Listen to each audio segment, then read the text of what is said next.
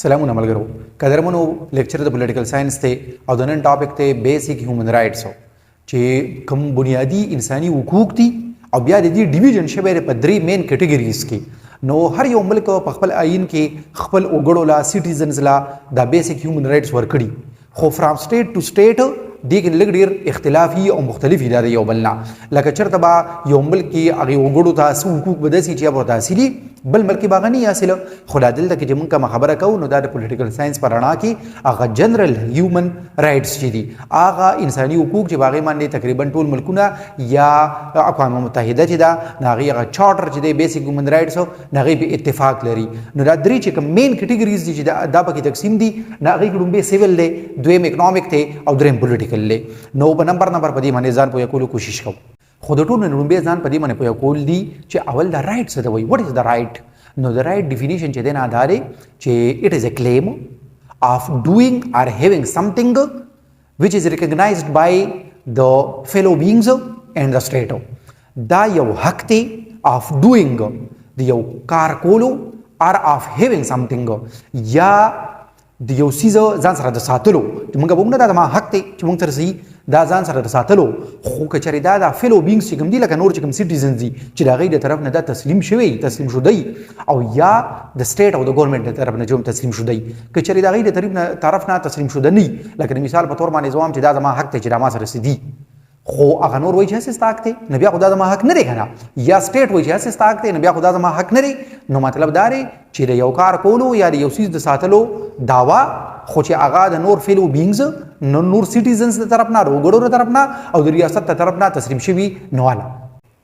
سیول کې لومبی چې دی نو هغه دی رایټ ټو لیو اټ مینز د رایټ آف لایف چې هر یو انسان ته دا حق حاصل دی چې دی په دنیا کې ژوند تیر کړي یعنی جینې کا حق اوس چې دا د حق حاصل دی د دې خبرې مطلب دی چې بل انسان ته دا حق نه دی حاصل چې د دنه د جینې کا حق واپس واخلي یعنی مړي کړي نو دا رایټ آف لایف لومبی ځکه دی چې لومبی خو ژوند دی نه د هغې نه پس دا نورې ټولې خبرې دي که نه که ژوند دی نه دا نور رایټس به ورته حاصلي که ژوند دی نه څنګه به ورته حاصلي دویم نمبر دی لیبرټي ازادۍ ته وایي فریډم ته وایي نو دې ځای کې د دې لیبرټي مینز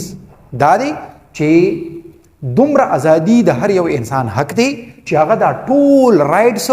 فریلی ایکسرسایز کی یعنی دا ټول انساني حقوق چې دي چې هغه ته حاصل وي خو صرف حاصل چې ورته نه په کاغذ کې بلکې پریکټیکلی چې هغه دا ایکسرسایز کولی شي دریم نمبر ایجوکیشن دی رائټ اف ایجوکیشن چې هر انسان ته دا حاصل دی چې هغه سبق ووایي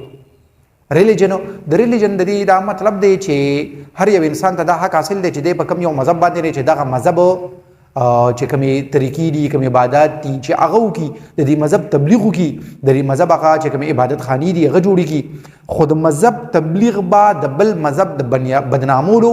په کاسټ باندې نه کوي د دې خبرې دا مطلب نه دی چې زه به خپل مذهب خوام نه زه به نورو مذهبونو پسې خبرې کوم نو دا غلطه خبره ده او هر انسان ته دا حق حاصل دی چې خپله یو عقیده ولري د سټیټ د دې عقیدې سره هېڅ کار نشته بل چې دی مینارټي رایټس نو چې کوم یو ملک کې کوم خلک د مذهب لحاظ سره هغوی لږي نو هغې ته مینارټي یا اقلیت وایي دغه مینارټي چې دي نو دوی د رایټس خپل حاصل دي اقلیتونو ته پاپولریټي او فیم ګورئ هر انسان ته دا حق حاصل دی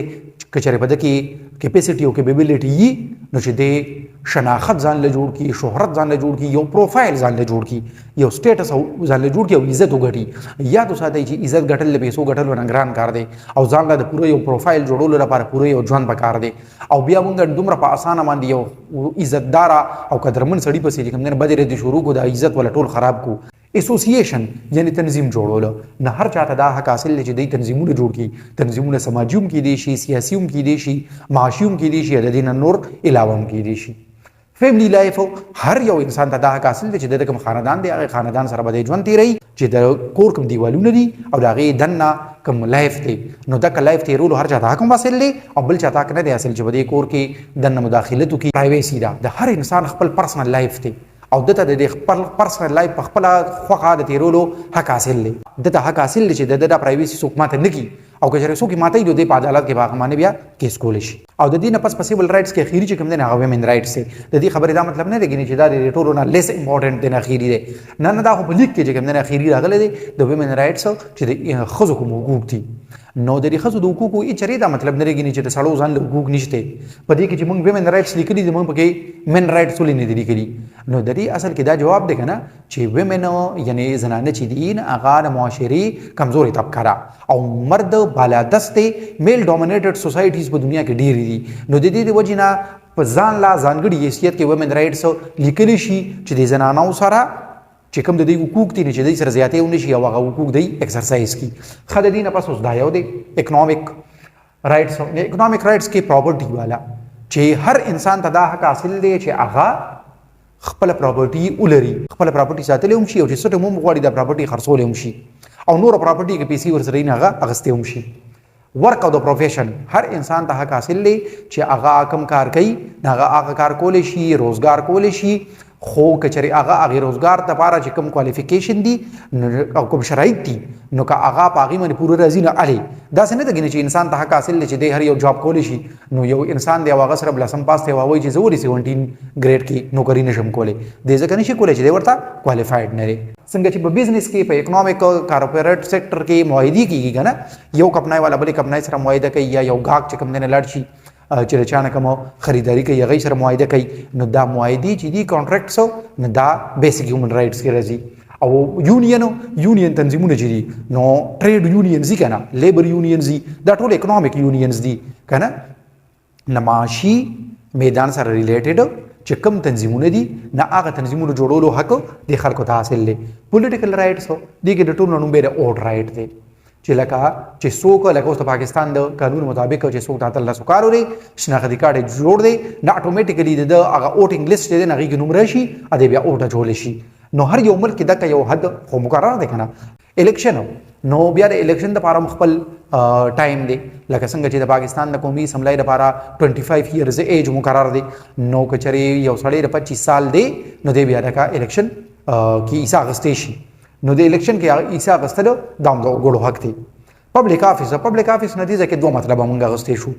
یو پولیټیکل پبلک افیس چې یعنی یو سړی دی هغه په یو پولیټیکل پارټي کې دی او په هغې کې هغه ته یو عہده ورکړی شي دا د حق دی که د عہده ورکولی شي څوک دی د دې عہدې نه محرومه کولی نشي او یا پبلک افیس